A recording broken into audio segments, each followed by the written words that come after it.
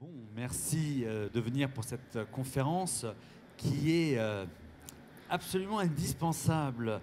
Learn Perfect, Stéphane Molinaro, je suis très très content de présenter d'introduire cette intervention parce que il y a des choses auxquelles je crois. J'ai l'habitude d'écrire, plus on utilise des digitales, plus la place de l'humain est essentielle. On est arrivé à un moment de la maturité quand même du digital learning où nous savons tous que le tout digital, ça ne marche pas, qu'une fois sorti de l'illusion techno, si on veut construire des dispositifs, il y a besoin d'aller y remettre à sa juste place de l'humain. Et je pense que Stéphane va nous parler de ça, puisque le titre de son intervention parle justement de la place de l'humain. Et n'hésitez pas. Vous avez pendant ces 30 minutes la possibilité de poser des questions, d'interpeller Stéphane. Vous levez la main, vous me dites et je viens vous apporter le micro avec grand plaisir. Et quand vous intervenez, dites qui vous êtes pour qu'on puisse mieux répondre de manière contextuelle à la question que vous allez poser. Yannick, ça va basculer tout de suite. Le slide va venir. Bon, bonjour à vous tous. On m'a dit en préambule qu'il ne fallait pas trop parler de sa personne et de l'entreprise. Je vais quand même juste vous dire que je suis directeur associé de Learn Perfect, qu'on n'est pas une start-up du digital learning. On existe depuis 18 ans, donc on est des vieux. Mais ça veut dire aussi qu'on peut, sur la durée, croire à ce marché, l'accompagner et se nourrir de l'expérience qu'on acquiert chaque année dans l'accompagnement de nos projets clients. Donc le titre, effectivement, est un petit peu... on va dire, pas décalé, mais punchy, injecter de l'humain, on comprend bien ce que ça veut dire, mais derrière l'humain, qu'est-ce qu'on y met? Et c'est le sens de cette intervention, parce que, comme l'a dit Yannick en préambule, au-delà des discours ambiants, la réussite ou l'écueil du digital learning n'est plus lié aux compétences technologiques, mais au manque d'interaction humaine dans toutes ses dimensions, et c'est ce que je me propose de traiter avec vous aujourd'hui. Alors, qu'est-ce qu'on veut dire par plus d'humain? Donc, je vous ai donné une définition. Ça veut dire créer des interactions synchrones, asynchrones, principalement via des supports qui permettent la communication orale, mais aussi bien sûr l'écrit. Pas trop automatisé, vous pouvez l'utiliser, hein, mais plutôt en réaction ou en sollicitation auprès de vos cibles d'utilisateurs. Et pourquoi? Parce que, comme l'a dit Yannick là encore, plus vous mettez du digital, plus vous devrez penser à mettre de l'humain. Et ce n'est pas obligatoirement la promesse que vous font nombre d'entreprises, mais c'est la réalité de ce marché et des écueils qui font que la place du digital learning dans l'écosystème de la formation n'est pas encore à la hauteur de ce qu'elle devrait être. Alors, dans vos questions ou dans vos interprétations, je souhaiterais savoir si vous partagez ou pas par vos questions cette perception, mais on a quand même maintenant plus de 20 ans d'expérience et je ne parle même pas de l'EAO dans les années 80. Voilà. Alors, les déceptions, elles sont de plusieurs natures, hein. Elles ne sont pas d'ailleurs que du côté des apprenants, elles peuvent être aussi du côté des équipes de formation qui peuvent avoir peur de basculer d'un monde présentiel vers un monde digital learning. Il faut voir qu'il faut les accompagner, il faut les former. Il y a différentes modalités d'usage et au contraire, ça peut enrichir leur métier. Il y a les apprenants. Alors, les verbatims sont limite caricaturaux, mais pas autant que ça. Et puis, il y a les équipes de formation qui mettent en place des projets en n'intégrant pas suffisamment cette dimension de l'accompagnement au sens large. Hier, il y avait des conférences sur le change. Un projet de digital learning, c'est un projet de change, mais avec une dimension humaine, technologique, pédagogique, et effectivement, ça fait beaucoup. Et donc, tous ces sujets-là contribuent à justifier la nécessité impérieuse à recréer de l'interaction et de l'humain au sens large, ou en tout cas avec un H majuscule. Alors, pourquoi et pourquoi? Pourquoi? Globalement, pour tout sujet. Alors bien évidemment, on ne va pas faire l'état des lieux de toutes les thématiques de formation qui peuvent exister et qui, à un moment donné, peuvent utiliser le digital learning comme modalité unique ou faisant partie d'un socle de dispositifs de formation. Mais j'ai envie de vous dire, il n'y a aucune raison que vous vous priviez de mettre de la chaleur et de l'interaction entre la solution technologique, vos usagers et les pédagogues qui auront différentes casquettes dont je vais vous parler un peu plus tard. Et pourquoi il faut faire ça?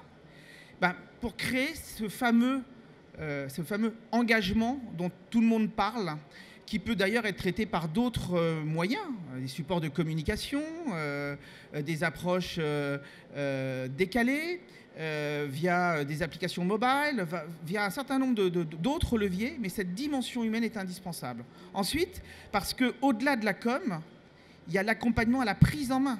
Parfois, ça peut passer par la prise en main de l'outil ou de l'interface. Il ne suffit pas d'envoyer un login et un password pour dire à un apprenant « Vous allez faire votre parcours en blended learning en langues étrangères ». Ça ne marche pas. Si la plateforme est riche, si vous avez différents niveaux de service, si vous voulez vraiment que les gens exploitent au maximum les ressources qui sont mises à disposition, encore faut-il qu'au-delà du message, vous expliquiez où ils vont trouver l'information et comment ils vont pouvoir en tirer profit. Et ce n'est pas parce que vous communiquez en amont que ça suffit. Il va falloir accompagner sur la durée. Et il ne faut pas voir tutorat, par exemple, comme du tutorat analogue à de la hotline technique. Vous pouvez avoir des apprenants qui ne savent plus comment se challenger par rapport au dispositif. Vous pouvez avoir des apprenants qui ont besoin d'être remotivés parce que vous avez suivi les taux d'usage et vous vous rendez compte qu'ils décrochent. Donc vous pouvez ne rien faire. Mais est-ce que ça a du sens et est-ce que c'est porteur pour eux et pour votre projet d'entreprise? Je ne le pense pas. Donc qu'est-ce que vous déclenchez comme action de nature à remobiliser vos collaborateurs? Et puis, ce qui a été évoqué en préambule, l'idée n'est pas d'opposer la technologie ou le contenu aux interactions humaines, mais c'est de rééquilibrer tout ça. C'est un mix, c'est un cocktail, c'est une bonne recette. Et s'il vous manque des ingrédients, le plat que vous allez servir n'aura pas le même goût et les gens n'y reviendront pas.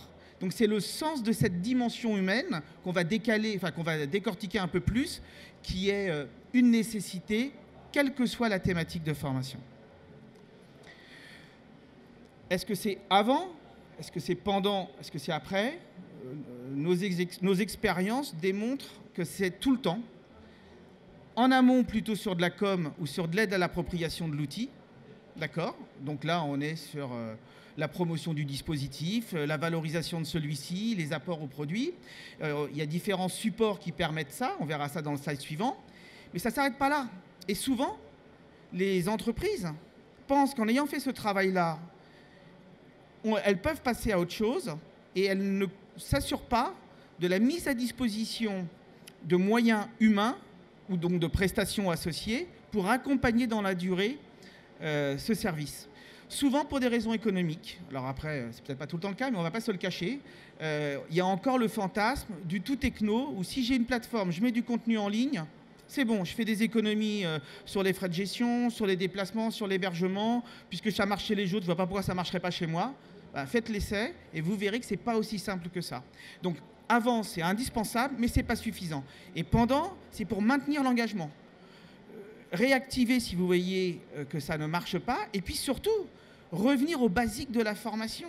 Aider une personne lorsqu'elle est confrontée à un problème, répondre à ses sollicitations, réactiver ou en tout cas lui donner l'opportunité d'aller creuser un sujet qui sort peut-être du cadre précis du module que la personne suit, mais qui va au final renforcer ses compétences. Et puis ensuite après, parce que ça se saurait si à la fin d'une formation, quel que soit le format, les gens sont opérationnels, il faut les accompagner sur la durée. Il faut déjà aussi les remercier, les féliciter. Je pense qu'on gagnerait beaucoup à être dans cette pratique où, une fois que les gens ont terminé leur parcours, symboliquement, on marque le coup et je ne parle pas de, comment dirais-je, chercher des nouveaux ambassadeurs, même si ça peut avoir du sens, mais c'est de les féliciter pour ce qu'ils ont fait. Et là encore, un mail, c'est bien, mais il y a d'autres supports et d'autres moyens d'échanger avec vos collaborateurs. On est quand même sur la formation par nature, une prestation à valeur ajoutée, une prestation à valeur humaine. Et si, entre guillemets, au sein des directions ressources humaines, on n'a pas ça à l'esprit, je pense que c'est dommageable pour tout le monde, et surtout pour les équipes RH. Alors, je pense que sur les 2 jours, vous avez eu beaucoup d'éléments de cette nature. Donc oui, ça passe par de la com, ça passe par du marketing de l'offre, ça passe par différents supports, par différents médias. C'est pas que l'effet waouh d'une technologie qui va faire que les gens vont y aller. Donc il y a des grands principes de communication. Aujourd'hui, il y a beaucoup de supports visuels et de supports technologiques, que ce soit sur mobile ou au poste de travail, qui vont vous permettre de commencer à créer de l'interactivité. Il s'avère que dans notre entreprise, nous croyons beaucoup à la puissance de l'interactivité synchrone, qui peut se faire bien sûr par chat ou par téléphone, mais surtout par l'usage du web conferencing et des classes virtuelles. Donc organiser des webinars, des ateliers avant et pendant, c'est un bon moyen de mettre tout de suite en interaction votre public cible et les experts ou ceux qui portent le projet. Ça passe aussi par, bien évidemment, tous les outils qui sont mis à votre disposition et que vous allez pouvoir utiliser pour renforcer ou pour relayer les messages. 3 grandes fonctions de notre point de vue du côté des opérateurs pour créer toute cette interactivité humaine nécessaire à l'accompagnement sur la durée du projet. 3 grandes fonctions qui peuvent d'ailleurs être, pour certaines, tenues par une seule et même personne. Vous n'avez pas obligatoirement besoin que de tuteurs, que de formateurs ou que de coachs au sens motivationnel. Ne nous méprenons pas, on n'est pas sur une dimension psychologique de l'accompagnement humain, on est bien dans qu'est-ce qui peut être fait, peut être déployé pour continuer à encourager ou à remotiver un collaborateur qui décroche. Donc ce sont les 3 grandes fonctions et je vous explique en l'occurrence, pour chacune d'elles, leur valeur ajoutée. Globalement, un tuteur, c'est un facilitateur. Vous pouvez définir vous-même le rôle que vous allez donner, mais la fonction tutorale, de notre point de vue, elle se résume à aider l'apprenant à s'approprier l'outil, la plateforme, l'interface, le contenu, d'accord ? Elle est à la disposition de l'apprenant, un peu comme un service de conciergerie, si je peux m'autoriser cette comparaison, pour être à même de l'aider si celui-ci rencontre un problème. Il perd un login, un password, il a besoin d'une nouvelle prestation. Tout ça, tout ce qui peut être de nature à faciliter l'usage du parcours a du sens. Et puis, à faire du support à l'utilisateur niveau 1, parce que je ne pense pas que les équipes RH pourront avoir de la bande passante pour ça, et je ne pense pas que les équipes SI pourront détacher des ressources ayant les compétences pour aider au support à l'usage. Et pourtant, c'est une nécessité. Si vous êtes motivé et que quand vous dites « je suis bloqué sur la plateforme », vous devez attendre 10 jours pour avoir une réponse, je pense que vous allez décrocher et que si ça arrive une deuxième fois, vous abandonnerez. Donc ça, c'est la fonction tutorale. Ensuite, sur la fonction de formateur, le formateur est l'expert métier.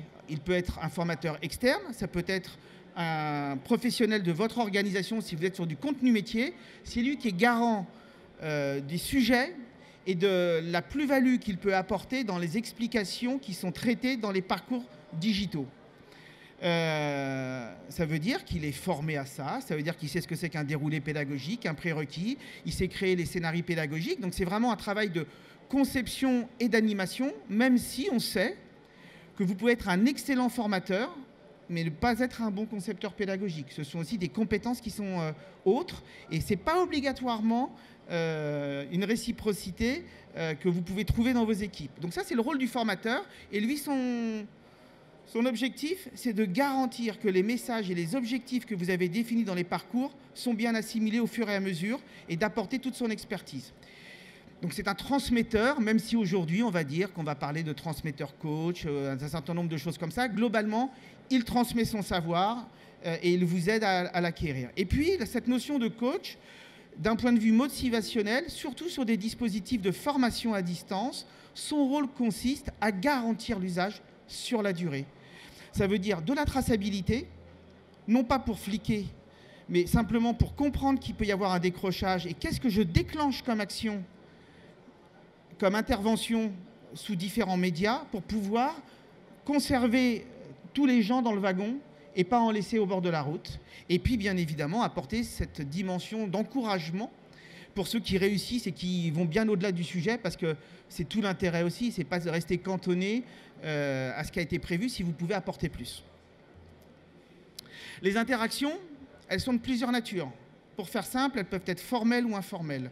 La notion de formelle, c'est-à-dire que ce sont des interventions sous différents supports d'interaction, mais qui sont réservables, planifiables, soit dans le cursus, soit à l'occasion d'une prise de rendez-vous ou d'une intervention planifiée.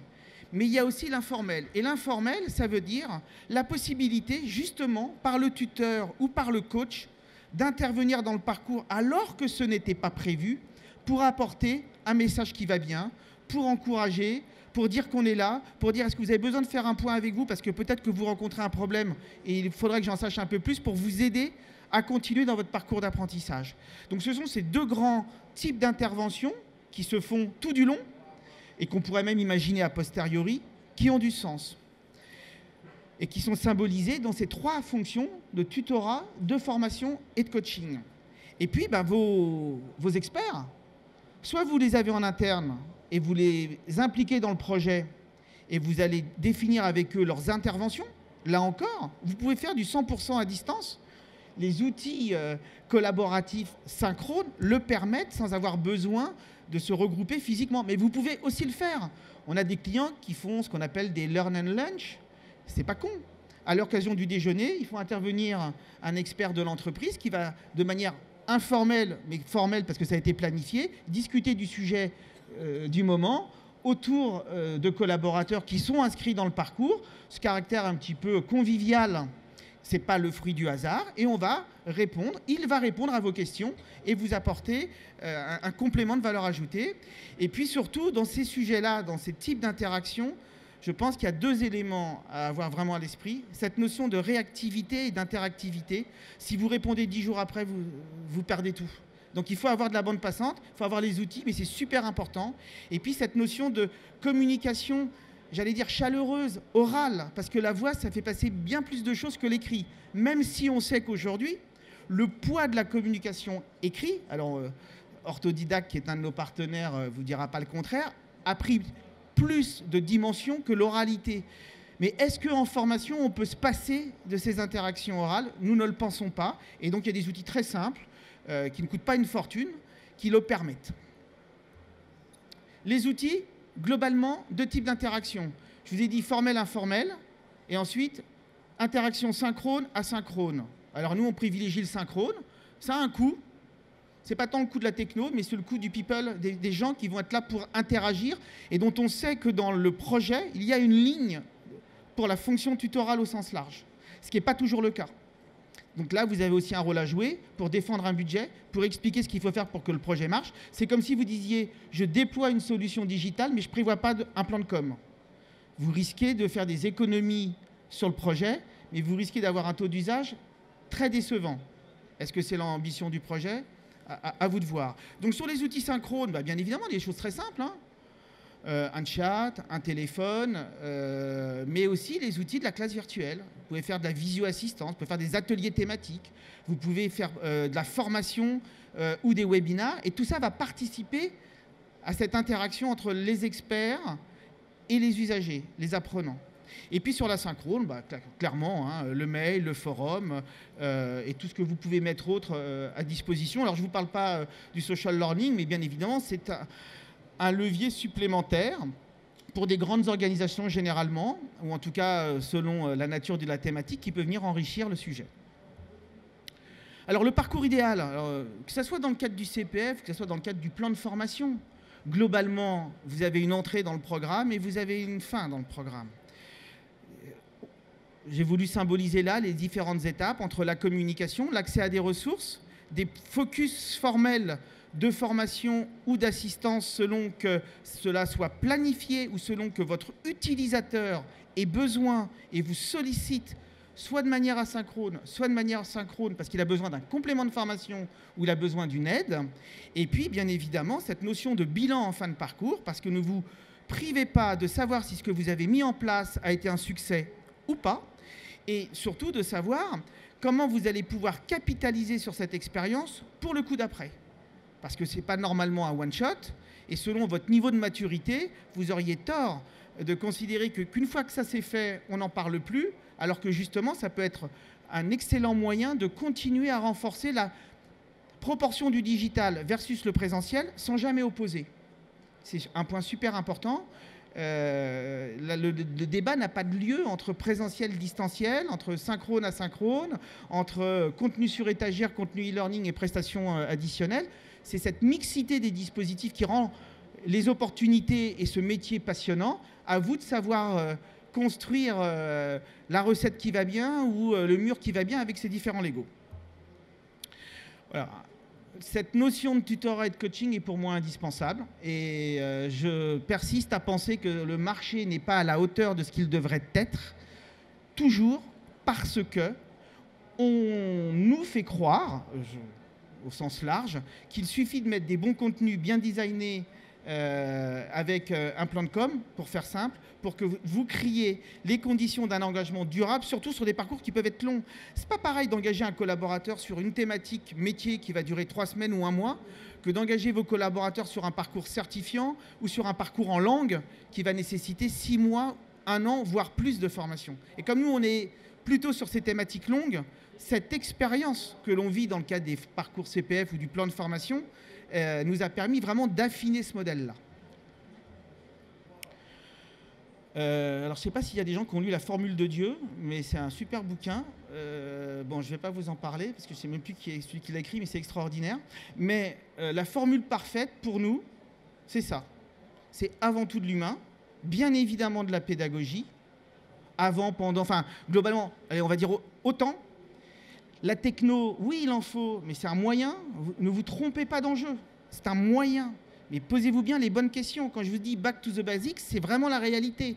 Quelle compétence doit être acquise pour quel type de population, à partir de quel niveau de connaissances à date, quels sont les enjeux de l'entreprise, quels sont les moyens que vous avez. Tout ça, ça va conditionner le design de votre projet, de votre stratégie digitale. Et vous ne pouvez pas faire l'économie d'y aller sans vous être posé ces questions. Et si vous mettez de l'humain, si c'est la bonne pédagogie et la technique, globalement aujourd'hui ça fonctionne, vous ferez de votre projet une réussite. Et pour conclure, ce n'est pas de moi, mais c'est de Philippe Carré, que vous devez connaître, vous regardez sur Internet. C'est un monsieur qui est connu dans les sciences de l'éducation à l'Université de Nanterre. C'est « On apprend toujours seul, mais jamais sans les autres ». Sa phrase a plusieurs années, mais je trouve qu'elle résonne encore. Ça pourrait presque être un mantra pour les gens des équipes formation RH. Je trouve que ça résume parfaitement les enjeux du digital. Donc plus de digital, plus d'humain, penser équilibre, pas l'un plus que l'autre. Et c'est ce cocktail dont vous pouvez être les acteurs, en tout cas les cuisiniers qui allaient doser et choisir les bons ingrédients, qui va faire que les gens reviendront. Voilà, merci de votre écoute et je suis à votre disposition. Des questions, parce que ça en appelle. Ça vient interpeller quand même, hein. On est dans le salon Learning Technology. C'est vrai qu'on a été souvent dans cette opposition du digital et de l'humain. Et clairement, au travers de tout ce que tu nous redis, le digital, il est là pour aider l'humain et l'humain pour aider le digital. Donc, comment ça vous interpelle? Qu'est-ce que vous voulez savoir en plus? C'est le moment, il faut en profiter.